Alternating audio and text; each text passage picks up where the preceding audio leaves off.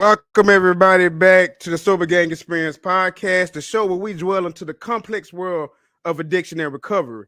I got a very special show lined up for you guys today. This is going to be an awesome show. I got a lot of new members in here. They will be sharing with us their stories, and we will be trying to figure out our little thoughts about addiction. So I would love you guys to stick around. This is going to be an awesome show. We got some new guests in the building. This is going to be a great one, everybody. So let's get into it.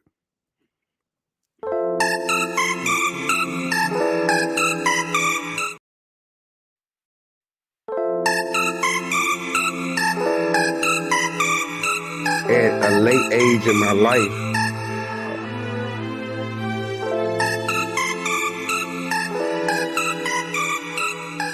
Three, two, one.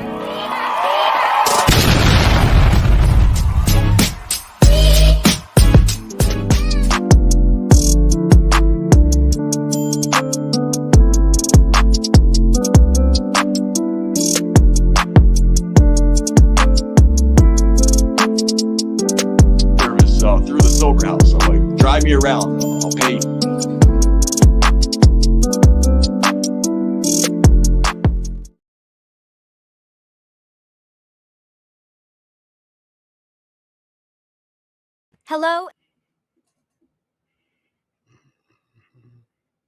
Hello, and welcome to the Sober Gang Experience podcast with Mr. Showout TV.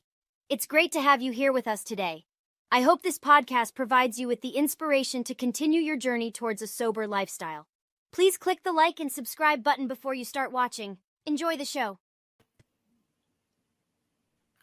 Welcome everybody. Appreciate y'all for joining me today, man. I will be your host for today. I'm Mr. Showout TV, or you can just call me Boosie. It don't matter. It don't matter. But this is the show where we delve into the complex world of addiction by having interviews from experts, personal stories of triumph and redemption, in order to try to navigate and help others out in addiction. This is the channel I created.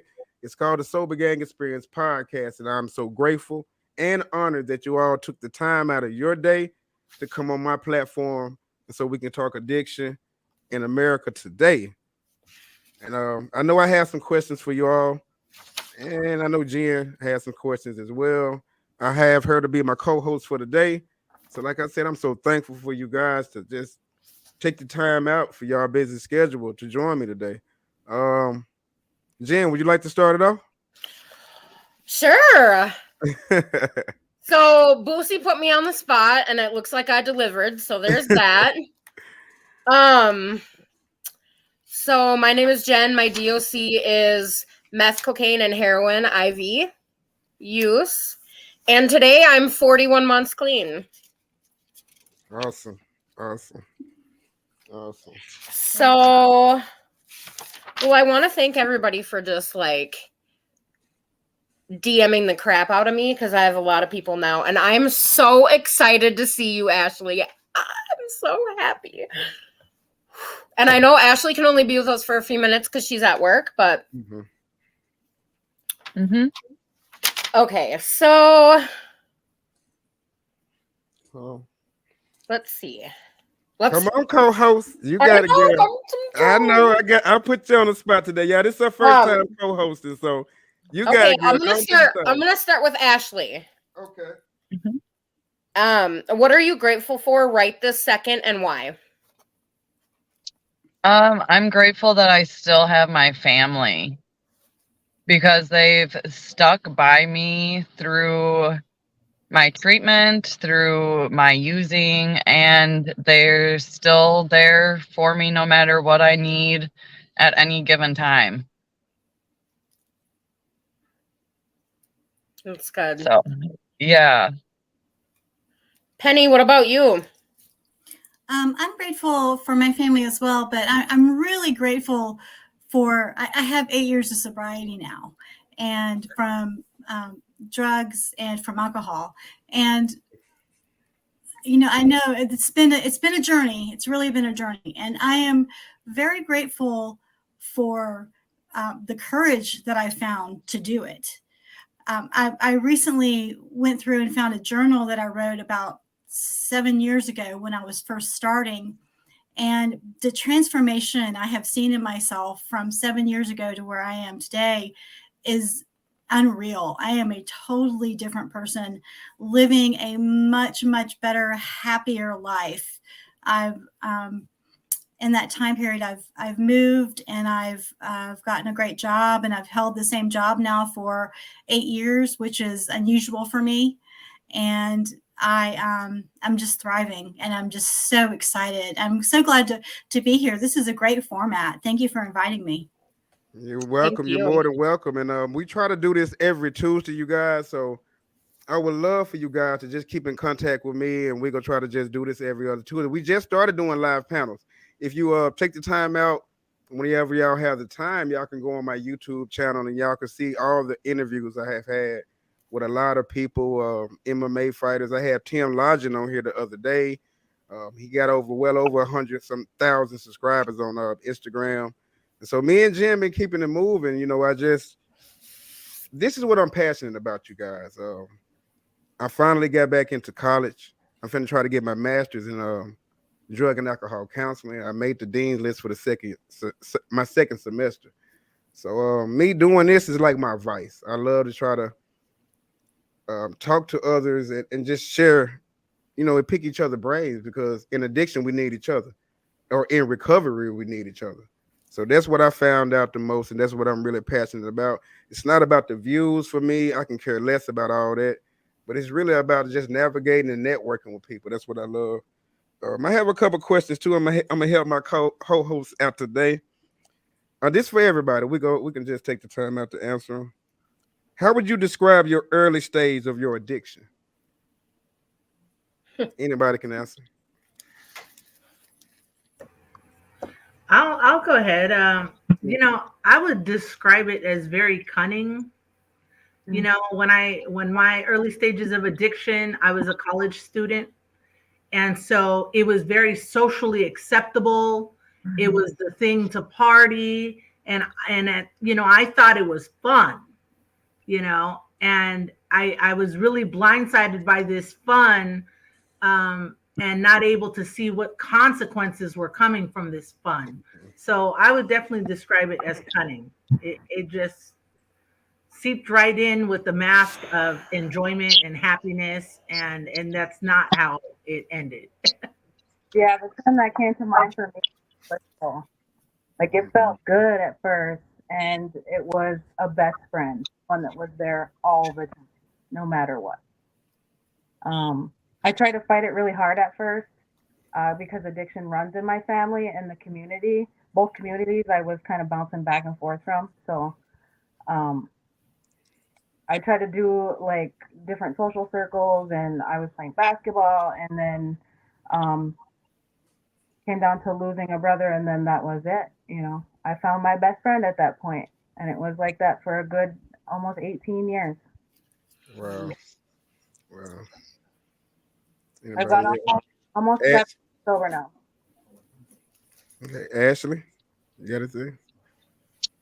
I would agree with what both of them have said. The cunning part of it. It's for me, my drug of choice was alcohol, so it's socially acceptable and it's easily accessible, and you don't really think much of it because it's just what everyone does. And then before you know it, you're hiding bottles in your closet and What you you're stuck said, in this horrible loop. I swear, because that was my drug of choice. For everyone out there that don't know, it was alcohol. And later on, I mean, I was like a late bloomer into the cocaine thing. I started that in my early 30s. You know what I mean? So I started doing that, and that I went from just like a sleepy drunk, a person that, well, okay, let him get his drunk on, let him drink. He ain't gonna bother nobody. We know he gonna be sleeping a while.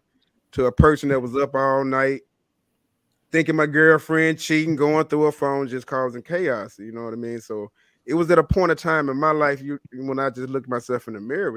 I had to look myself in the mirror and just, enough was enough. You know what I mean? So I had a real scare myself. What I had to have emergency surgery, and that was a wake up call for me also. So You know, we go through a lot of this, a lot of shit in this addiction, man. And you know, it's certain stages that help us out. So, okay, Miss Jen, you got another one for us? I got pages. Oh Lord, go ahead, girl. You told me be prepared. I got I pages. see, I see. That's what's up. Um, how have you guys responded to your addiction triggers in the past, and how do you deal with them now? That's a good one. Because I know mine are super different. Right. Oh, we can start off at the top then. We can start off with Ashley, then we can work our way at the bottom. When you say triggers in the past, you mean like fresh out of treatment type of triggers? Or while you were using triggers. Oh yeah. I mean,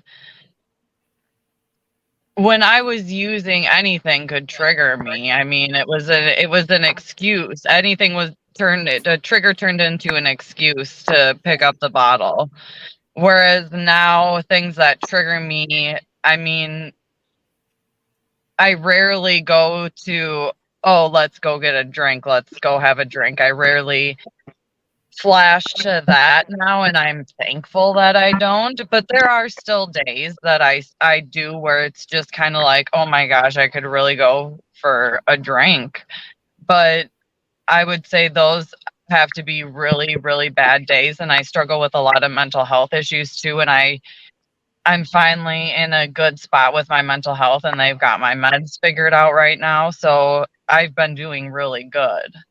So I'm very grateful that my triggers aren't so much going to results of using. You know, I can kind of use my tools and work through them now. Right. So we gonna start with our way around, y'all. Y'all feel free, man. We hey, feel free. Feel free. Y'all just go, man. Hey, do not bring that shit over here. I just want y'all to open up, man, because this is my vice, man. I love doing this shit, man. That's what I love to do. You know what I mean? So y'all can just open up, man. We love to do this every other week. We do this every Tuesday now, starting off. And it's kind of like on an odd day, a Tuesday, but them the days I have off of my job, Mondays and Tuesdays. So, you know, so. I was gonna say that music loud as hell, Boosie. I know. I just turned it down. So, how you pronounce your name? Is it Alicia? Alicia. Okay, Alicia. Okay, Alicia, would love to answer that question? Yes, I would. You know, I related to what Ashley said. You know, when the sun came out, I wanted to use. The sun went down, I wanted to use. I was happy, I was sad, I was mad. Any emotion was definitely justification for me to use, you know. And so I didn't really have a way of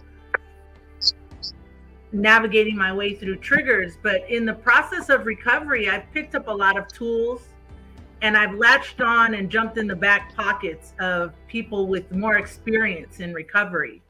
And when I have those triggers, I pick up the tools. I'm very adamant about picking up the tools and reaching out and not getting some, you know, sinking into that isolation, thinking I'm the only one who feels this way, or I'm the only one who'll understand what I'm feeling, because there are people with experience, you know. And, you know, I've learned also in recovery that like these things pass, you know, just like joy can pass and anger can pass, like that feeling, that temptation to use will pass as long as I don't pick up. Right. I can get to the other side. Absolutely right. Okay, Miss Alicia. Very well said. Very well said. Mm-hmm. So, well, in active addiction, I did not deal with triggers. I didn't know what they were. I was just, if I wasn't high or drinking, or I mean, there was gambling, there was, you know, the rush of like lying. So a lot of those different addictions, so like cross addicted to all these different things and behaviors. So getting sober, I lean a lot on my culture. I am Native American, so I do, I'm representing my well-rounded shirt today. Awesome. It was just, Awesome. yeah, Awesome. from Awesome. when I've been working at this community, so I'm very honored and excited.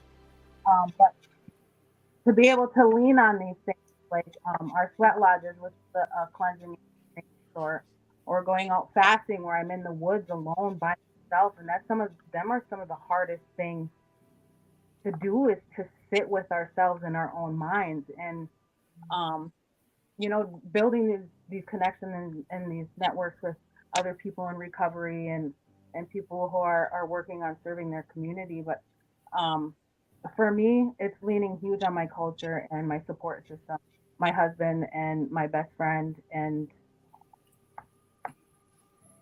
just serving people. I work as a peer recovery coach, so um, Oh, dope. Dope.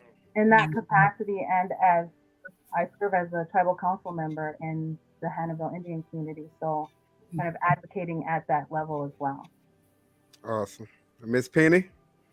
So my triggers in the past are the same as everyone's. Basically, it's the alarm goes off. I had that drink right beside my bed table, drank first thing, and all the way till I went to sleep that night, and had a bottle ready for me in the morning, and it was just nonstop, and pills, just nonstop, and it was to a point of suicidal where I tried to commit suicide a couple of times, and finally I just woke up to this is not the way God wants me to live my life. This is not the way I need to be living my life. This is not a productive life at all. And so now when I finally stopped drinking and doing everything, and when I did that, slowly but surely over time, I healed, and I am healing. And I got extremely active in my church, and I'm a member of the Relief Society, which is part of the teaching women Bible stories and that kind of thing. So, become active in my church. My husband is an alcoholic as well, and we celebrate together. And our joke is, if you go out, I'm going out. So you're not just responsible for your own sobriety here. Mm-hmm. And that really helps us to keep it together, because I don't want to be responsible for him drinking again. Absolutely right. Absolutely. Those all were wonderful questions. I love the way y'all answer those. Jennifer, you got another one? You want me to go? Oh, I got days. I got days ahead. of them. Go ahead.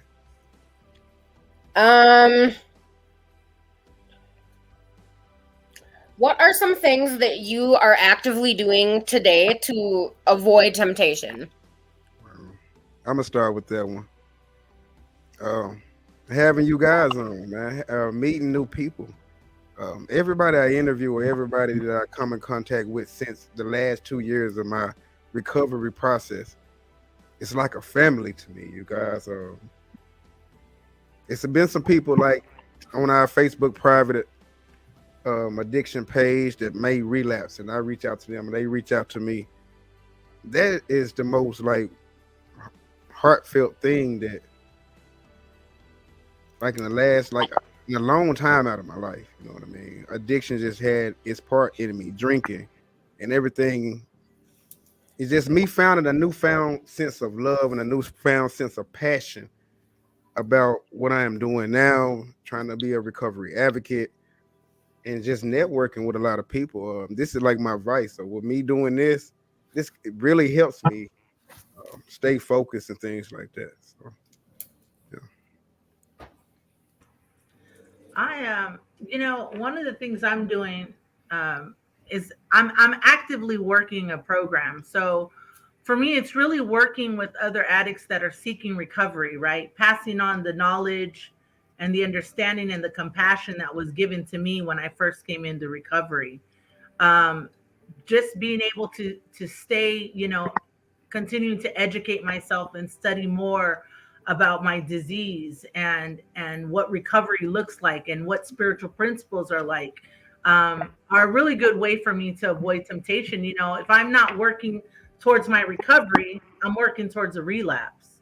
So I have to continue to stay active, right? And keep that fire alive, and I watch behaviors, because, when people ask me, what's your drug of choice? I'm like, more and anything that makes me feel whole.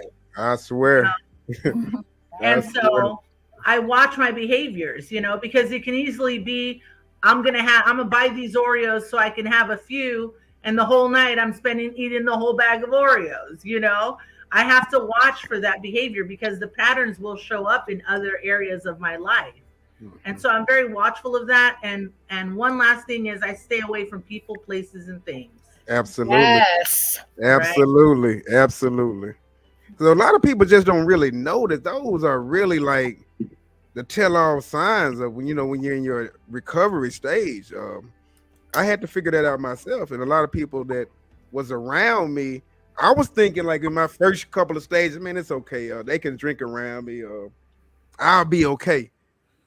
But we just being around them can because I was even asking myself, man, I can get away with one drink. I can get. I was like, now when I got to thinking like that, I knew I was like, I can't do this shit. I cannot do this. So I just asked them, and they were like, man, you don't feel comfortable with us being around? I'm like, nah. And they actually embraced it. That's the one thing I love because if we at a party right now, I was telling Jen this the other week ago. If I'm at a party right now and somebody try to pass me a beer or something, they'll knock the damn beer out their head. He don't do. So they guarded on me now. So that's what I love too. And like I've said before, anybody who's not going to do that for you doesn't need to be a part of your circle. Right. PPT is huge. People, places, and things. Absolutely. You got to have them. If you don't have them, you're going to white knuckle it, and you can't white knuckle it forever. Absolutely. Absolutely. I changed my entire environment. I moved from Atlanta, Georgia, down to Macon, Georgia. So I moved to this small area, and no matter where you go, there you are, right? But the thing was, I was born and raised in Atlanta, so Atlanta was my trigger. Everywhere I went, I had been drinking at some bar here, there, another place, all over Metro Atlanta, and so for me, that was the right decision to move, because then I got around entirely all new groups of people. I met my husband oddly on Match.com of all places. But we hit it off. We've been married now 6 years, so it's been a while. Yeah, you can find love. You can find love anywhere now. Yeah. Yes.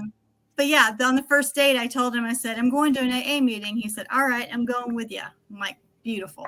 So that's how we started our relationship from day one, was going to AA and supporting each other and knowing that, again, if I take a drink, he'll take a drink, and I cannot be responsible for that. Right. Absolutely. So Okay, I got a question for the whole panel. Mm-hmm. Were there any significant life events or circumstances that forced you to go into your recovery? Yes. almost done. I got clean. I honestly don't even know the exact number. I went to treatment 3 times and I got sober at home a few times. But this last time I almost died. And I woke up to my daughter looking at me, and that was it. I decided I needed something more, that I couldn't do that to them, because I didn't want to repeat the same cycle that I had lived through as a child, me and my siblings. So that was one of the biggest pushes for me, other than just also wanting to live. I mean, not wanting to live, but wanting to live. So that was when I went to treatment almost 7 years ago, 6.5 years ago now. And as far as what I'm doing actively now, I changed up my environment. I had to let go a lot of my circles. That meant changing my number. That meant blocking people on Facebook. That meant like setting boundaries in my home where I have control of my environment. It was really hard for a long time, but as long as I was consistent with it, it stuck. And now I'm out in the community working and trying to do the best I can to build a recovery community here for people that need support system. Okay. Alicia? I didn't want to die. I I found myself for the last year, and this was the year of 2012, locked in my room every day, using by myself. And I started having experiencing psychosis. I really felt like the devil was going to take my soul. And for the first time, I remember this, it was January 6th of 2013. I found myself taking that one, getting ready to take one more. And I looked up at the sky and I pleaded and I said, God, I don't want to die this way. And the next day I went ahead and I mean, thank God for Google. I Googled drug problem because it could be the drugs, right? Like, and I was, you know, it directed me to the help that I needed, so that I could save my life, because it is a matter of life or death. It really is. Absolutely. Jen, For you me, want I went to an AA meeting one time that was always held at this church at this specific room every Tuesdays at 9:00, and I went to this meeting. And when I walked in this one day, I looked around and there were all these people in there that I had never seen before. And I thought, this is weird. And so I asked someone, I said, is this? And there were like kids and older people, just a very diverse group of people. And I said, is this the AA group? And they said, oh no, that moved next door today. This is the Al-Anon group. And that was the first time it ever hit me like a ton of bricks. It hit me that this is what we do to our families. right? Look at what we do to our families. There are children here. There are grandparents here. There are moms and dads. And we are so selfish and just in our own little worlds, so much so that we just are tearing people apart and we don't even know it. And that's the real scary part. And just knowing that I had any kind of hand in hurting my family at all just broke my heart. And that's when I started getting serious about it. Yeah, because a lot of times when we be in our addiction, we be so into ourselves, into all the shit that we doing, trying to scheme people for the next high. Trying to do everything to get high. We forget the things that really mean us, the most to us, and the family members, the kids, and them the people that really be hurt about all this shit. Them the people that really got to take the blunt of this shit. You know what I mean? Because we can go to jail. Who we go call on them?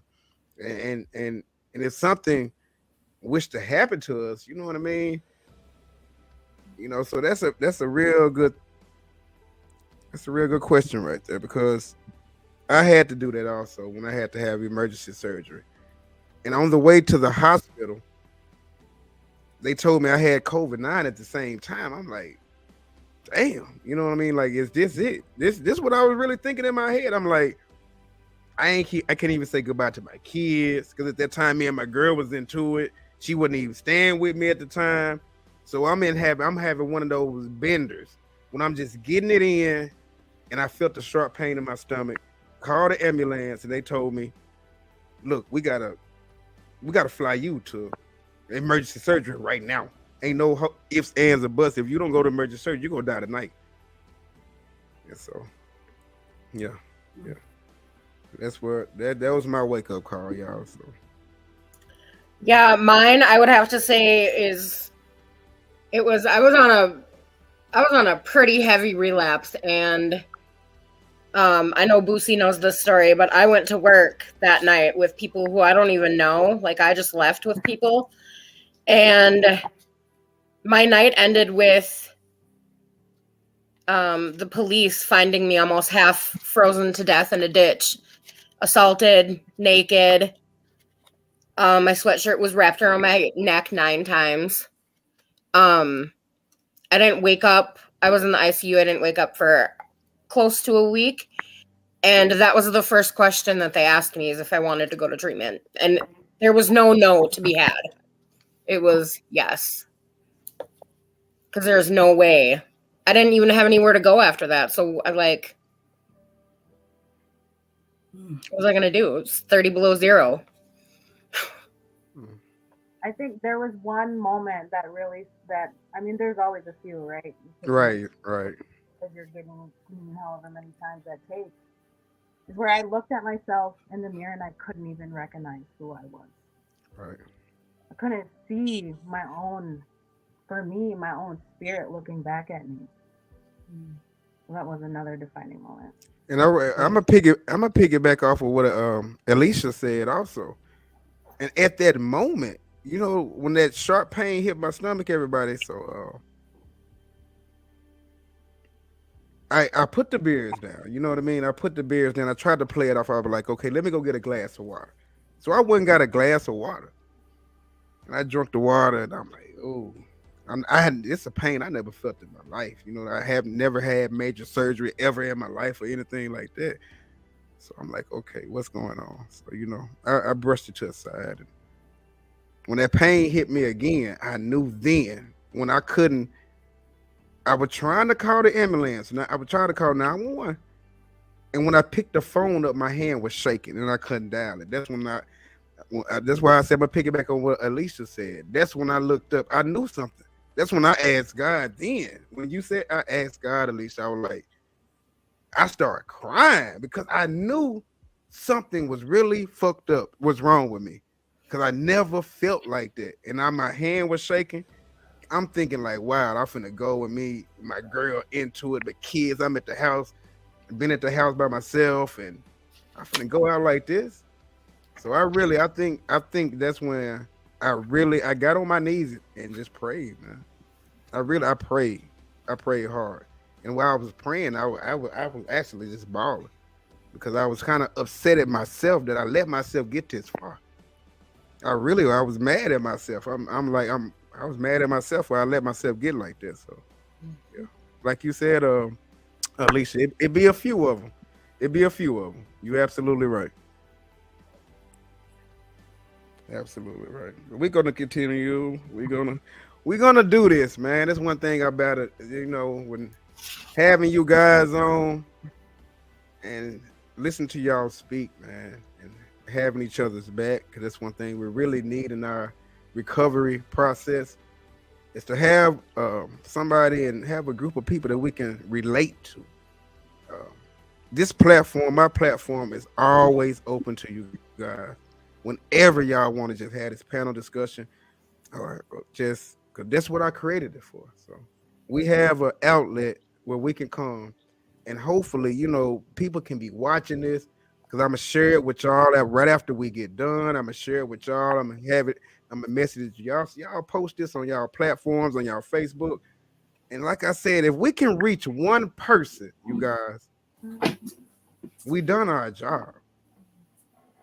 If we can reach one person, we done our job. So that's what it's about. That's what it's about. I got a question, everybody. Did you notice any patterns or significant triggers that led you to engage in addiction behaviors at different stages of your addiction? Did you notice any patterns that Rejection. Having to deal with rejection was huge for me. right, Or a lot of abandonment issues. We went through the system when we were younger. My family was separated.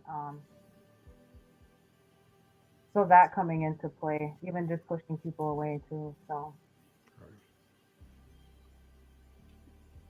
I know my thing was I was always hard headed because I was given a lot of people was telling me, but I hated to see it. I hated to hear it.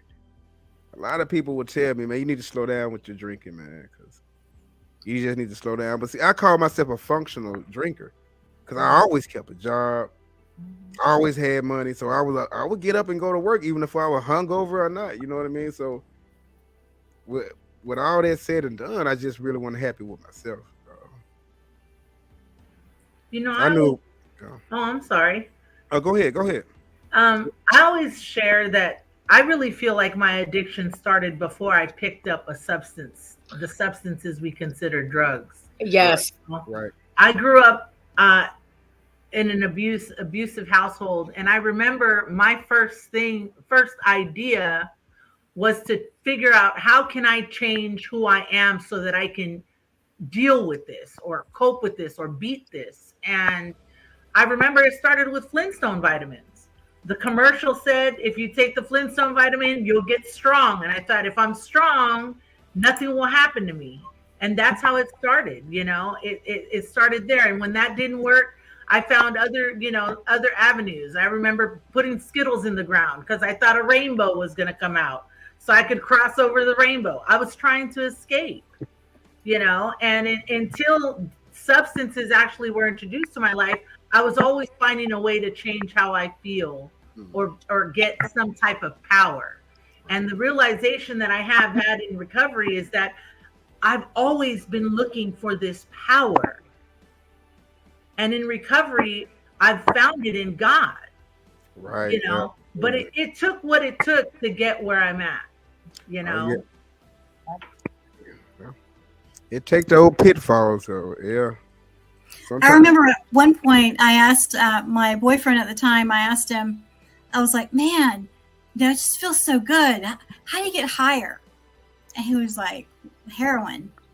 And I said, maybe I need to stop. Right. So you were going to the next level. Yeah. I mean, when we in our addiction, man, we be all over the place, y'all. Level up quick. Yeah, like I said, I always told myself, man, I ain't gonna never try no cocaine and shit like that. I was smoking my little weed, pop my little pills and stuff like that. You know what I mean?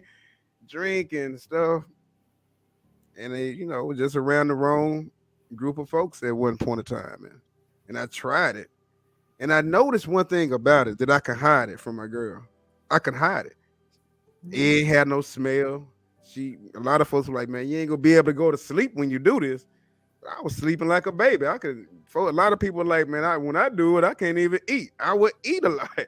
So my thing was just different. I can go home and go to sleep and I can eat. But, I guess it's when we in our addiction, it messed with our heads. Like we got it in control, but we don't be having it in control, everybody. That's one thing. We will lie to ourselves all day long. Like we got this under control. Like I was telling myself I wasn't losing weight, but the whole world was telling me I was. I was thinking I'm okay. I ain't losing weight, but the whole world telling me I am. But I was just too scared to face it. Yeah. Right. I had CPS coming in telling me I had a problem, and I'm like, "What do you mean? I got my kids.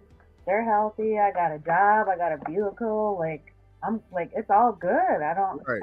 So that I didn't understand then, right? Like we didn't see it as a problem. Yeah, that's normally how it go. I worked in an industry in the early 2000s. I worked in telecommunications, and I worked for the companies that actually put up the towers. So I worked for the engineers, and it was commonplace for us to drink in the office. We had a fully stocked bar in our office. I mean, you name it, you could have it, and at any time of the day, you could have it.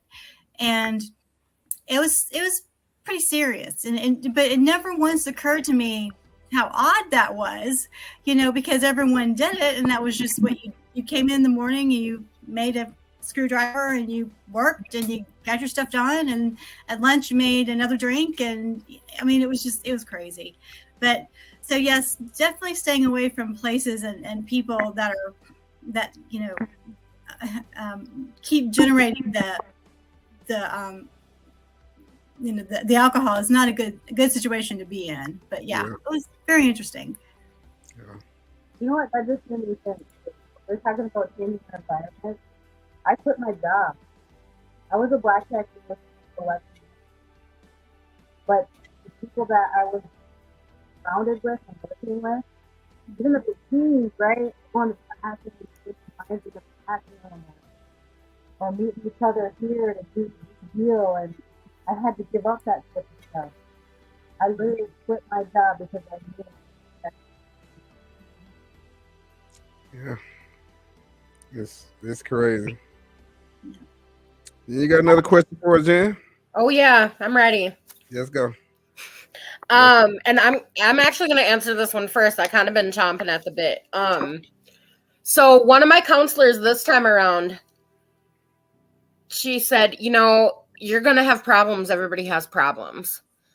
And it's true. We all have problems. So my question is, what is everybody's new problem? Because I know a problem I didn't have when I was using was I didn't have to pay rent because I was homeless. Right. Now that new problem, like, I love paying my rent every month. I'm like, yeah. Like, because I used dirty water out of puddles. I peed on the train. I slept under bridges. Like, that's just what it was. So my new problem is like taking care of my shit because I have shit to take care of. Absolutely. Newfound freedom. Yes, ma'am. Alicia, you like to start with that one? Go ahead. It might sound a little funny. My new problem is my credit score. Oh, that's what I'm working on too. I obsess about that number going up. I love it. I'm constantly checking it. I'm constantly trying to find new ways to make it go higher. Hey, you know, man. I mean, and I call that a Cadillac problem. But Hey, I swear I'm on that same thing, man. I really. He was just talking to me about that mess. Yeah, she knocked it out the park on that one. That and Amazon. Y'all need to come get me because Amazon Prime. Look at here. Look at here. I be ordering so much stuff for this podcast, and I gotta take that shit off my phone because I'll be like, I can order it on a Monday and it'll be here on a Wednesday. I'm like, Amazon Prime is just too good. I'm like, I know the mail delivery by name now. That Mr. Powell. How much you gonna order this week? Well, I got another one coming Friday. I'll tell them that. So yeah, it's my credit score and Amazon. So it's good problems to have though. Like, I know these are not things that were even feasible in our like right in our addiction, or even in my early recovery. I was still homeless. I was homeless for almost the first entire year of being clean. And like, that was really hard. Alicia, you wanna? I'm sorry, Alicia. Go ahead, honey. Yeah. Oh, you go ahead, because I'm still thinking about it. Yeah, because you got I don't want to pronounce. You got Alicia and we got Alicia, and now we got Penny. We got one that's dropped off. That was Ashley. She had to go back to work. Yeah. Okay, so that's fine. That's fine. Yeah. Well, I mean, I can relate to the credit score. I'm thinking my husband was murdered. Right. And I'm like, mine's horrible. I went and said it was actually better than him. So that one's surprising. But I mean, I think I am very blessed. The biggest problems I have are time management and trying to do all the things I'm trying to do. Right. That's really the hardest battle I fight, because I want to do all the things and be proactive and motivate and uplift and create and learn and grow and explore, right? But time. Miss Penny.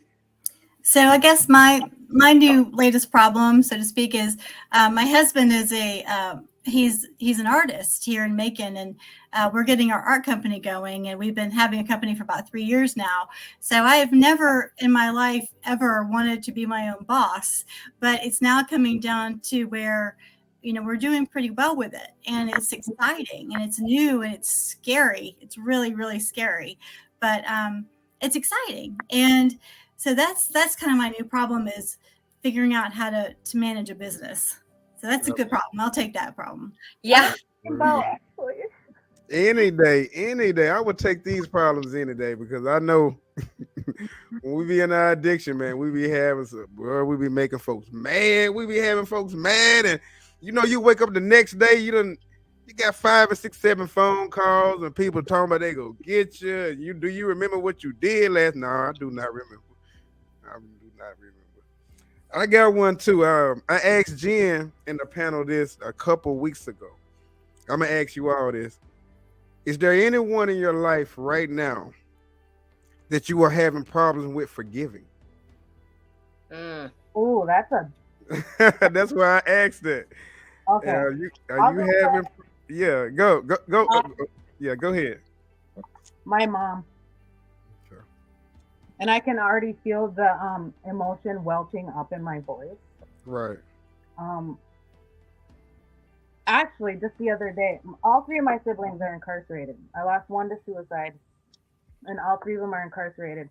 Two for dealing drugs, both severely addicted, and another one for stealing. He gets the rush from the stealing, right? The addiction of that. And also he was addicted. So, um, for two of them, I'm their power of attorney. I take care of a lot of their stuff, Right. um, which is a huge responsibility for me. And I have five children of my own. So my mom lives very close, within 2 minutes, and so I get extremely triggered if I spend too much time with her. So I have to do that in moderation, which is hard. It's a hard decision to make because I know it's good, but I want more, right? Because I want that connection. I want to build a relationship. But if it's too triggering, I have to walk away. And so being able to forgive her for us growing up the way we did. I don't just blame her. There's two parents, and it's been extremely difficult and a slow process. I've been back here for almost 13. Yeah, my daughter's 13, about 14, almost 14 years, and it's still not where I would like it to be. So slowly, still working on that, little by little. And I mean, that can go with anything we need Right. for or giving forgiveness to. But being able to pray on it, accept things. So she just got mad at me the other day, and I just told her that this is exactly what I said. I will not feed in to the chaos that you continue to live in, and that was it. And then 2 days later, she apologized, and Wow. I moved on because I can't keep hanging on to things. Yeah. Yeah, we go through it. We go through it. It's a hard battle. You know, one thing about it. I think I heard somebody say pray about it. So But also, it's power. It's power in prayer. That's one thing. It's so powerful that we forget that is really it's true. Sometimes you can be so overwhelmed with the life situations and things that's going on, bills, and and everything else, problems with family members and kids, and sometimes you just forget to take the time out and just talk to God. You know what I mean? I So that's think one. uh, Yeah. Go ahead. Go ahead. Hmm. I'm sorry. I think No, go ahead. the hardest thing for me is learning to forgive myself Right. for the poor choices that I made, Right. and Right. being in the physical condition I'm in right now because I have a lot of health issues and they were self-imposed. Right. And being able to just take a step back and say, I honestly didn't know better, or I would have made better choices. And at some point when I did know better, I was not mature enough to be able to make that choice to get sober. And with sobriety, you have to be mature enough to handle it, because you can get sidetracked in so many ways. And Right. it's really tough. It's really tough forgiving yourself, um, as you age, knowing I could have aged better. Yeah, I be thinking about the same thing. Especially when I had that, emergency surgery. I mean, and then here's the kicker, everybody. I was in there for a full week. I couldn't see my kids, because I had the COVID too. On the drive there, they said the plane wasn't there for them to fly me to Memphis. So they literally had to drive me in the ambulance to the nearest city. And on the drive there, they told me, well, Mr. Powell, it was the COVID time. We got to swab you to make sure you ain't got. So they did the swab test and told me right there on the spot. I was like, wow. I was like, I just didn't. The whole time I'm in ICU, the whole week, I couldn't see nobody because nobody come see me. I'm literally having to learn how to walk again. I woke up to all kind of tubes hanging out of my body. So what I had was a ulcer, from all the drinking, and I guess one of my ulcers had erupted. So that was the pain I was feeling in my stomach that I never felt in my life. It was feeling like somebody literally was stabbing me. And yeah, man, yeah, it's like you said, the things we put our bodies through sometimes is crazy. All for a high. And when you look back at it, it sounds crazy, but at the time, that's what we doing it for. We do all this stuff to get high. It's crazy. To not feel. Yeah, it's crazy. To escape reality. Yeah. And soon after that high go, we right back in it. Because we really ain't escaping nothing. It's just that temporary feel good, that little dopamine that we get, that little hit of dopamine that we get, and it takes us out of space. Yeah, yeah. But I'm loving this, y'all. I'm loving this. Look, I can do this again. I ain't finna go nowhere. G ain't got some more questions. Oh, I do. You know I do. But I love this, y'all. We gonna connect. I'm also like me and Jen gonna get together. We gonna send y'all my Facebook private groups because we love to connect on there as well. I would love for you guys to just continue to come back, man. Add, send more people. That's what I'm trying to do. I'm trying to just build a sobriety army, man. A place that we can come. Yeah, when we can come, when you have something you want to just get off your chest. Well, Boosie, this is what I was thinking about. We need to do a show about this. I'm like, okay, that sound good, Alicia. Let me ask Alicia what she think about it. You know what I mean? So we can network like that, man, and we can get with Jen. We can bounce around ideas and get with Miss Penny, see what she think, and hopefully down in the future, man, we can have a meetup if that's so cool, like in some area, man, some city or something, and we can just talk and just have a little thing that our own little sector, because that's what I'm trying to build. Because I noticed this on YouTube, you guys, since I've been doing this YouTube creation thing. I noticed they got their own sectors, the entertainment thing where they talk about people. It's entertaining, but it's not my type of, my cup of tea. They talk about people, family members, and all that type of stuff. But I just want to create a sector of addiction sector because I don't see that. I since I've been doing my YouTube channel, I just don't see it. It's a couple more people that I know that does it. Miss Jamie Charles, she very good. I don't know if y'all know her, Miss Jamie, and a couple other people. Sober is the new cool. I interviewed the owner of Sober is the new cool. But yeah, I want to create a sector, man, where we can come through and let our just unwind, and we get together and just share thoughts and try to inspire people. So that's what it's about. Let's go, Jen. Come on with it. Don't Hold on, Boosie. You finna laugh because guess what I just drew on my little thing? What's that? Little Amazon arrow. Girl, you crazy. That Amazon again. I was like, oh, that's the Amazon arrow. That arrow. Point right to it. Anyway, so since everyone knows, like this is an illness, there is a predisposition to substance use and abuse. Does anybody think that we need to start doing like an addiction plan for families? So I wish I had that when I was younger, because my mom, I was born with drugs in my system. So for the longest time, I was, the girl who got the good grades and this and this and this. And then I wasn't talked to about predisposition, about any kind of drug use. It was just always hidden. So I didn't know how to handle it when it hit me right in the face. So I always wished that my family had like an addiction plan. So that's what I wrote. Do you think families need an addiction plan as far as making it known to the kids? Like, look, this is what our family is like. These are the things that we have to do.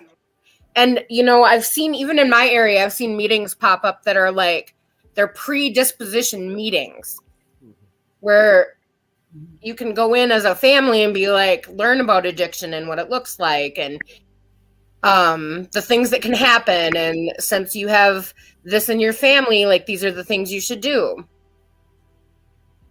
It's definitely, yeah, it's definitely needed. It's definitely needed. Um,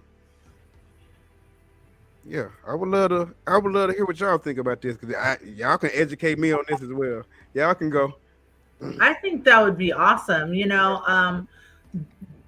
I don't know if something like that existed. I don't know that it necessarily would be exposed to many, because like I didn't grow up in a household where there was any addiction or alcoholism going on.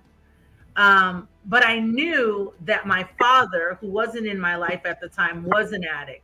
And Right. because, it gets really tricky. Like, I think it's a great idea. And if something like that were to be implemented, I really pray that people can get past the denial, because one of my mother's methods of trying to keep me to not prevent me from being an addict was not talk about it. Well, Not talk about what that's your just dad it. did. Nobody ever told me either. Like, Right. I feel like I would absolutely be on board with this concept because I myself am very open with my children about it. Like, they will tell you, my mom's been sober this long. So they know a lot of the things that I'm doing, but also that I'm having, because it runs on both sides.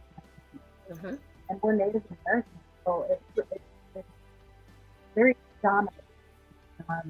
You know, well, and I think what's important is not only in families is it starting to be a predisposition, but I fully believe that songs about taking Percocet and doing this and that and the next thing, and people glorifying the shit out of youth Yes. in many different ways, Yep. that's predisposing our children and our younger community. Like, they're growing up with that, whether it's in their family or not, it's in their head. Yeah. I And it's, literally just said that and- to my daughter yesterday.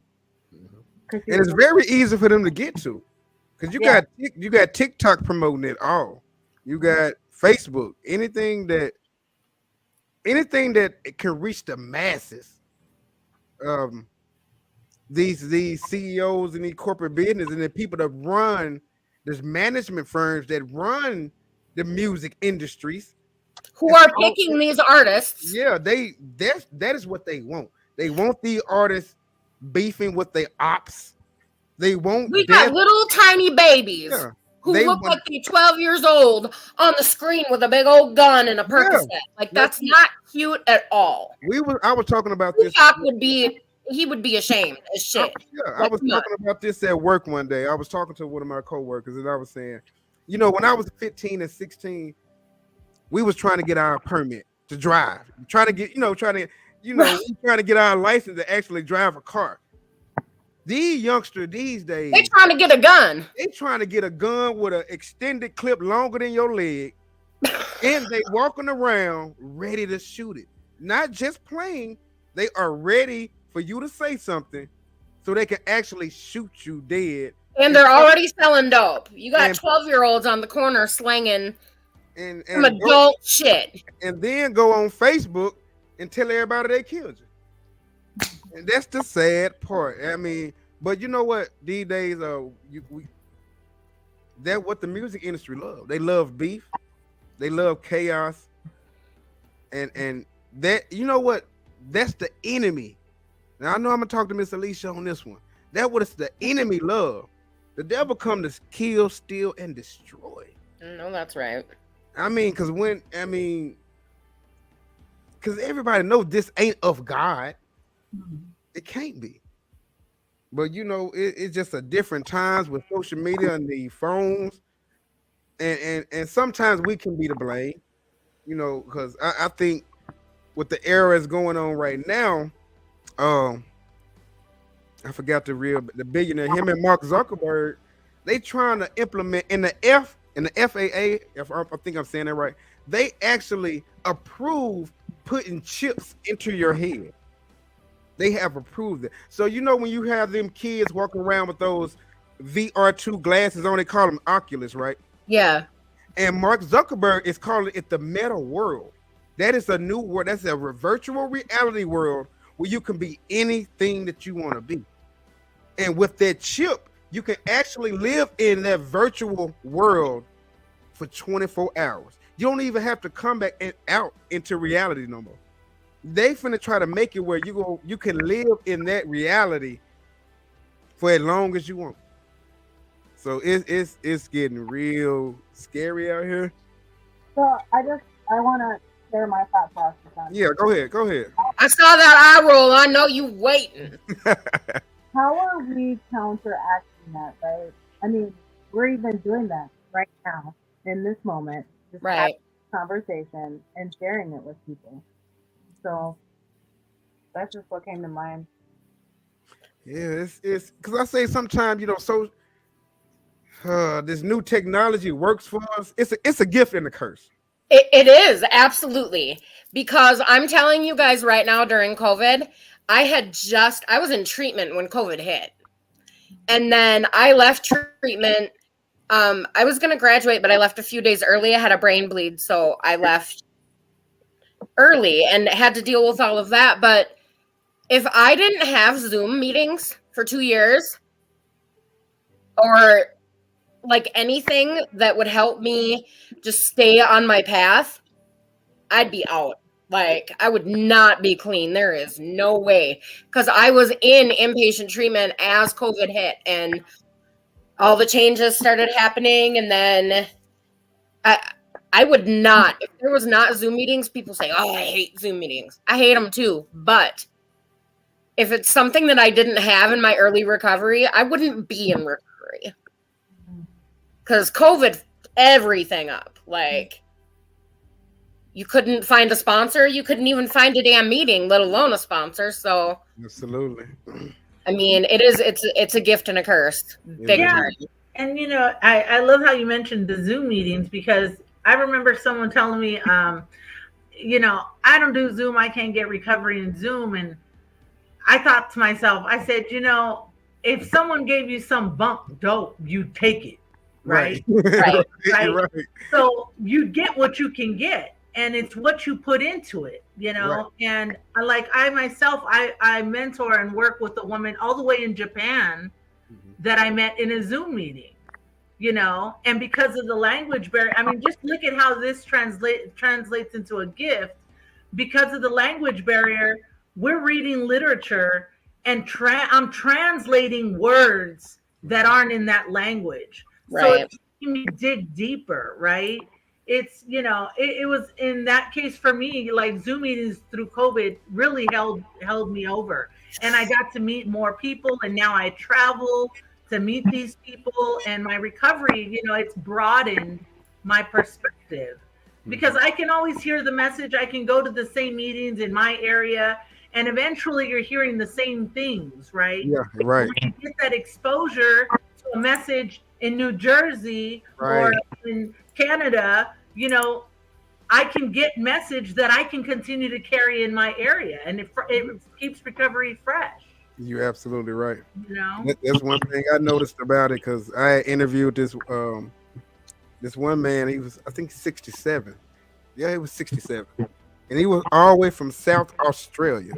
And me and he was trying to get the timing right so we can do the interview right and everything set up. And that was one of my best interviews, just talking to him and learning, the Australian, his lingo, the way he talked it. But I don't care where you at in this world, everybody. Addiction is still addiction. You know what I mean? We all can speak that language. I don't care what it is. That's one thing about it. Addiction is universal. It's not. It's biased. It's not biased. It does not care about what color you is or whatever.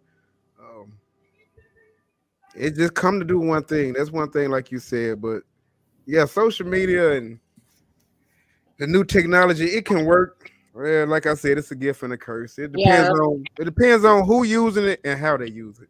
Mm-hmm. Yeah.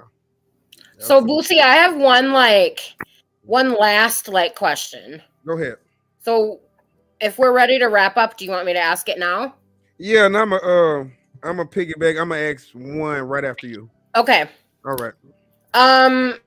So I want everybody to give one, because we do have people watching. Give one thing that you would tell someone right now. So wherever you are in your home, if someone walked up to you and said, "I'm in active addiction, I need help," and let me remind just one thing: it cannot include. Hold on. The 3 C's of recovery. Oh, that's So 3 C's are: you didn't cause it, you can't cure it, and you can't control it. So now imagine that person is standing in front of you saying that they need help. What do we tell them? that's a good one. I'd say congratulations for realizing you need help. That's huge. And it's huge to admit to yourself that you need something. For me, when I first started doing it, I didn't do it for myself. I did it for my sisters because I didn't love myself enough to be able to do it for me. But I love my sisters enough to not want to kill their sister. And so if you can't do it for yourself, find that person that you can do it for, and just allow yourself the process of healing, and be thankful that you're doing it now. Absolutely. Mm-hmm. My kids just walked in, so I'm going to share real quick. Um, you are worthy. You are loved. I'm glad that you're here. It's Absolutely. a huge, scary step to take. And how can I help you? I would tell them you're on the right path. I would tell them you're on the right path and stay committed. This journey you're going on is sometimes it get lonely because some people ain't gonna understand. They gonna think you playing. Oh, he's just doing it because it's court appointed.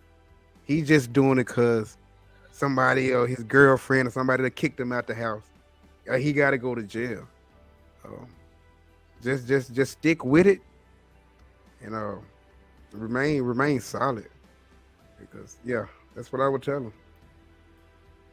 I would tell them there is hope. I believe in you. Definitely, you are worthy. And welcome home. Okay, this is the last question, and I'm gonna wrap it up. Because right after this, I'm gonna get with Jen, and Woo, that one gave me the feels. we're gonna send everybody to Facebook private group because I would love to see y'all in the private group. Um, and also we gonna send out share with y'all this episode so y'all can share this on y'all platforms, your Facebook and Instagram. With that being said, thank you all for being here. I enjoyed this conversation. It is much needed. Um, I'm blessed. I'm blessed. Y'all really touched me in a real. Y'all warned me today, because as soon as I came through the door and I opened my laptop, I seen the bottom just lit up, and I never seen it like that. And I'm like, we did it, Jen. I'm like, okay, we definitely here now. But this is the last question, and I'm gonna let y'all up out of here. I want to say thank you too for everybody who Mhm. didn't think I was a creep and Right. replied to my thing. And it's nice to get together with people who want the same thing and are in different spots. Because I Absolutely. think it's important that everybody hears like the ups, the downs, the all arounds. Absolutely. So thank you very much. Yeah, thank you guys. Um, out of everything you've been through in your addiction, in your recovery, everything leading up to this point, what have it taught you and what have you learned? And we can start at the bottom with Alicia. It's taught me that anything is possible. Anything is possible. And that if if I have faith in others who believe in me, then any change that I need to happen is possible. Absolutely. I've learned how to love myself because I was loved by other people first. By other people in recovery, I was taught how to love myself. Mhm. I can look in the mirror and say, Alicia, I love you, Right. and mean it, and mean it, and that gratitude is an action word, Woo! right? Good That one. Yes. if I'm grateful for my car, then I pay the bill on time. If I'm grateful for my job, I show up on time. If I'm grateful for my family, I respect the relationship that I have with my family. It's an action word. And a grateful addict doesn't use, Right. you know. Awesome. Awesome. Miss Alicia. Oh, what have I done? There's so many things. Decided with this for a long time, right? Mm-hmm. I learned how to be a mother, a wife, uh, a resource for my people, and definitely been the most rewarding thing I've ever felt in my life. And Absolutely. if we hustle as hard for our recovery as we did for our drugs, imagine what we could do. Ooh, girl, you hit it. I know. I'm just like, get all excited. Yeah, you were the nervous one, and now she's like Yes, she's ready. That's why. co-hosting some shit. I see Yeah. you. Yeah. Feel Go that? ahead. Go ahead, Alicia. I likes that. But see, yeah. Okay, Miss Penny, you up next. I think what I've learned is that I'm stronger than I realize, Absolutely. and I have never in my life been in a power of of a position of power in at work, but I am now. I'm highly respected. When people actually listen to me and take my advice and do what it shocks me. I'm like, really? But that's just who I am now. And I became this person because I don't drink and because I have allowed myself to recover, and I'm still recovering. I know we only have a daily reprieve from the alcohol or the drug. And I'm just very grateful to be here, and I'm grateful for this panel. This has been fantastic. Thank you for We allowing me. no problem. This is what we do. Y'all are part of the family now. Y'all welcome here at any time. We love to try to do this every Tuesday at 1 o'clock. That gives a lot of people a lot of time to get up. Because I know y'all want to probably get dolled up and want to get looking good for the screen because you know what's going on YouTube. So, so I got try to give y'all enough time to get up and get ready. And plus, I know people just have certain things they got to do. So Well, and I do want to throw this out that if anybody thinks a different time or something like that yeah, is good, let us know, because I will say, Boosie, it was very hard. I had a lot I of know, people, I and know. then they were like, "Ooh, I'm at work." Yeah, that's the So, hard. That's my only problem I have with like doing my interviews. right. Cause them my days right there. Cause I really got my days set up like that. I could have had the weekends off, but see, I go to school, Hmm. and I really love my days off like that because those are school days. And if I have some tests I need to do, that Monday and Tuesday back to back, I can double up on my studying Right. and that type of thing. But it's a lot of people just be at work, so I know I miss out on a lot of things because I be wanting to go live on the weekends and what do that. But hey, Right. I can tell I take what I can get. I take what I can get. I was But doing online training with a lot of reading, so I was happy to take a break. hey, one thing, y'all, look, group hug, group hug, group hug, group You hug. just want to hug some girls. Knock it off now. Look at here, look at here. I'm so happy that I have like a group now. Um, Hey man, we finna do something special. We're creating something special over here at the Sober Gang Experience podcast, and I just would love for you guys to continue to come back, continue to reach out to me, and continue to just share my platform, man. Because I don't see a lot of people doing this, and I'm really just trying to inspire people. I'm very passionate about what I'm doing. I take it seriously, I take my recovery seriously. I take my sobriety seriously. This is my newfound passion.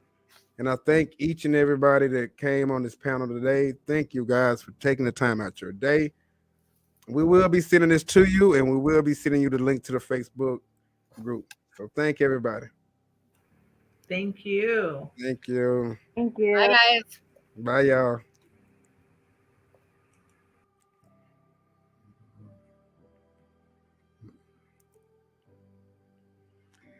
Woo! There you have it. There you have it. There you have it. There you have it. Yes, yes, yes, yes, yes, yes, yes, yes, yes, yes. It is I. Look at here, man. That was an awesome show. I can't even believe we had that many people in the building. That was a great show. I'm so happy that my co-host got together, man, and she put that all together. And you know what the big thing about it, everybody? You know what I really love? That she said it's 7, 8, 10 more people lined up. 7 or 8 more people lined up to come on the show. This is what we doing, man. I think I got one of my homeboys from off Twitch. Salute, man. I know you watching, man. What's up with it? You see the movement. You see the movement, bro. You see the movement. We doing it, man. And my YouTube numbers may not show what I'm doing, but one thing is for certain, that I am touching people. You know, I'm really touching people in a very, very special way. That's what we're doing. We're going to continue to rock out how we rock out on the Sober Gang Experience podcast. We're going to continue to motivate people in addiction. We're going to continue to give you something to look forward to each every week that we do this, everybody. Each and every week. I would love to give another shout out to Jennifer, because it was a last moment thing. I told her to make a post. Because sometimes when I make a post and we want people to come on the show, it kind of hit different when I do it. But when a woman do it, it kind of hits different. You know what I mean? So she instantly got a lot of people that want to come on. I would love to say thank you to Alicia, Miss Penny, and Ashley, and Miss Jen, the co-host, for joining this panel today. We had an awesome conversation about addiction in America. That's what we're doing. That's what we stand for. Continue to come back. Don't forget to hit that like button. Subscribe to the channel if you ain't subscribed. It's your boy. You know what I'm talking about? It's Show Out TV. Yeah. Welcome to Mr. Show Out TV Recovery and Addiction YouTube channel, where we hope to inspire those battling addiction. Please subscribe and like the channel. Make sure you click the notification bell to get notified whenever we broadcast. Thank you and enjoy the show.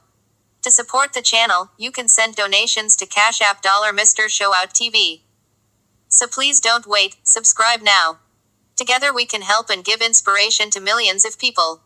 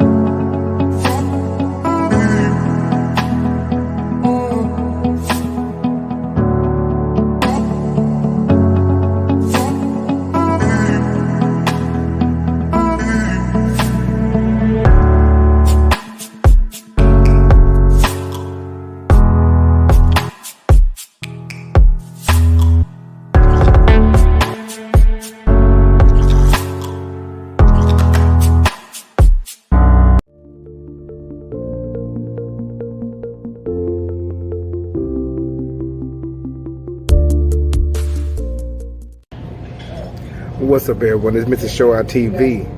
And thank you for choosing my channel to come to for great content about addiction and recovery related topics. Let's continue to inspire those in addiction. Let's continue to make a difference. Let's continue to subscribe, everyone. Continue to subscribe. Continue to hit them like button. Let's get these likes up. And continue also, remind yourself to hit the notification bell. So when anytime I go live, you will be notified.